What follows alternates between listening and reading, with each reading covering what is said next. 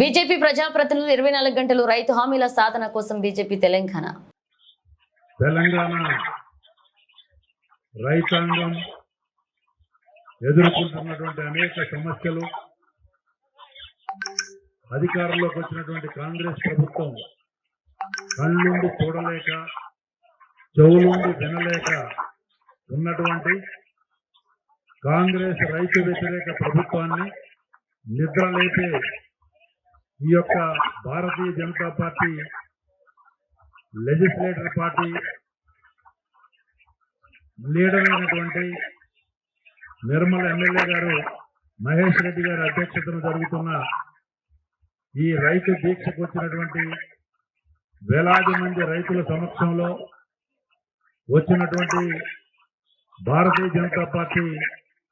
Senior నాయకులు, అదేవిధంగా national executive member అయిన పార్లమెంటు సభ్యులు ఈటల రాజేంద్ర గారు,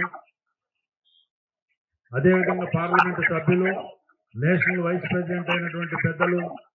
మహబూబ్ నగర్ నుంచి పార్లమెంటుకు ప్రాతినిధ్యం వహిస్తున్నటువంటి గౌరవనీయులైన డికే అరుణ గారు,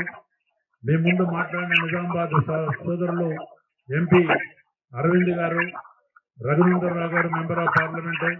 కొండా విశ్వేశ్వర రెడ్డి గారు ఎంపీ గారు, మరి ఏవిఎన్ రెడ్డి గారు ఎమ్మెల్సీ గారు, అదేవిధంగా ఎమ్మెల్యేలు సూర్యనారాయణ గుప్తా గారు, హరీష్ రావు గారు, ఇంకా ఇతర ఎమ్మెల్యేలు, ఎమ్మెల్సీలు,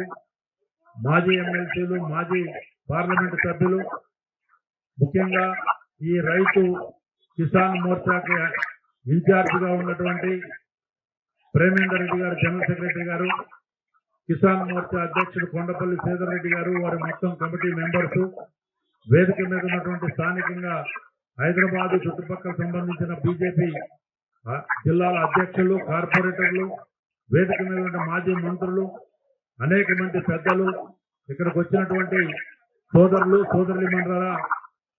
మరి పాత్రికేయ మిత్రులందరికీ నమస్కరిస్తూ, మరి మీరు దయచేసి 2-3 ధర్నా కార్యక్రమం కాబట్టి నేను 4 మాటలు చెప్పే ముందు నాతో పాటు మీరు స్లోగన్లు ఇస్తారని భావిస్తూ మీ అందరికీ మరి మనవి చేస్తున్నా. రైతు వ్యతిరేక కాంగ్రెస్ ప్రభుత్వం మొండి వైఖరి, రైతు వ్యతిరేక కాంగ్రెస్ పార్టీ మొండి వైఖరి, రైతు వ్యతిరేక దగాకోరు కాంగ్రెస్ ప్రభుత్వం యొక్క మొండి వైఖరి, ఖబర్దార్ ఖబర్దార్